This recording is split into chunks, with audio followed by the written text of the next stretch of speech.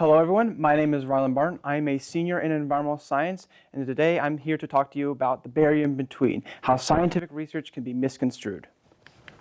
So what is science communication? Science communication is the science, or the concept rather, of raising awareness of scientific topics and research with the intention of communicating with the general public.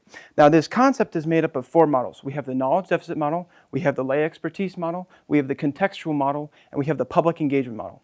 And each of these models have their own way of discussing science and conversing with the public about science based on the circumstances, but for this presentation I will be talking about the knowledge deficit model. So the knowledge deficit model is the assumption that the current public is lacking in knowledge or information on what is going on within science. And so this enables scientists to conduct a one-way interaction from scientists to the public on what is currently going on in science. But this is where the issue lies. Oftentimes there is a medium or barrier in which the one-way interaction has to pass through because most people don't usually read scientific articles or academic journals on their free time, so they rely on more digestible forms of media. So we have social media, public official or politician announcements, newspapers or journalists. And so we are now going to go back in time to the year of 2000 when President Clinton was doing an announcement on the success of the Human Genome Project. It will revolutionize the diagnosis, prevention, and treatment of most, if not all, human diseases. In coming years, doctors increasingly will be able to cure diseases like Alzheimer's, Parkinson's, diabetes, and cancer by attacking their genetic roots. He later went on to say that it is now conceivable that our children's children will only know cancer as a constellation of stars. Not quite, Mr. President. While the Human Genome Project was a success, it mapped the human genome. It laid the foundation for a lot of over-speculation or sensationalized promises as what was going to occur as a result of its success. And while this is not necessarily President Clinton's fault, we need to take into context what we knew about genetics during the year of 2000. It's not always about him in regards to what he's talking about, because he is not a scientific researcher, he wasn't involved in the project, yet he has access to a very wide audience. So when he says something that's not quite true, it can further dampen people's trust within the reputation of science. So now we are going to fast forward into the future in regards to the 2022 breakthrough of nuclear fusion to put ourselves within a more current context of understanding. It's the first time it has ever been done in a laboratory, anywhere in the world.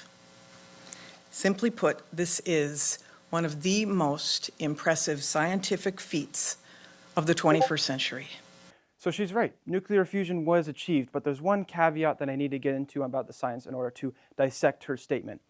While nuclear fusion was achieved, the technology that was used within the Lawrence Livermore laboratory was very specialized in order to make that reaction happen. So it would have to be scaled up massively for nuclear fusion to be a viable energy production process. And so her statement of this is one of the most impressive scientific feats of the 21st century is kind of stretching it out because it assumes we are right there to nuclear fusion. We are almost there. When we've been saying that since the 1980s, the common saying within the industry goes, no matter what year it is, nuclear fusion is always 30 years away.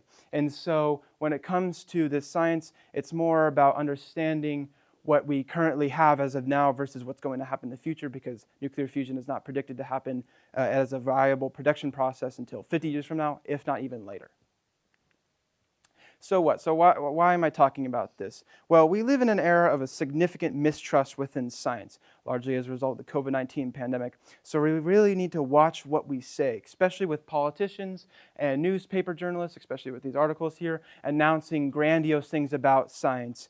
Because oftentimes, again, when these expectations are not met from these from the speculation or promises, then this can result in politicians then enacting policies or budget cuts that hurt scientific research, ultimately slowing scientific progress. And so moving forward, I think we need to reframe what we think about science and what we expect of it. Because it's not always about taking giant leaps. It's more about taking consistent, tiny steps, to use Neil Armstrong's lingo there. And I think it's more about leading with looking at the outer edges of how we're chipping it away, the big revelations being looking at how far we've come versus how much we've chipped away that day. And so Sir Isaac Newton said it best, if I have seen further, is by standing on the shoulders of giants. So I think not only journalists and politicians have the responsibility for dimming their expectations on the announcements or expectations that they have of science, but rather we as the general public to read past the headline, read past the summary, and dig into the details, creating a two-way interaction in order to become a more scientifically informed public. Thank you.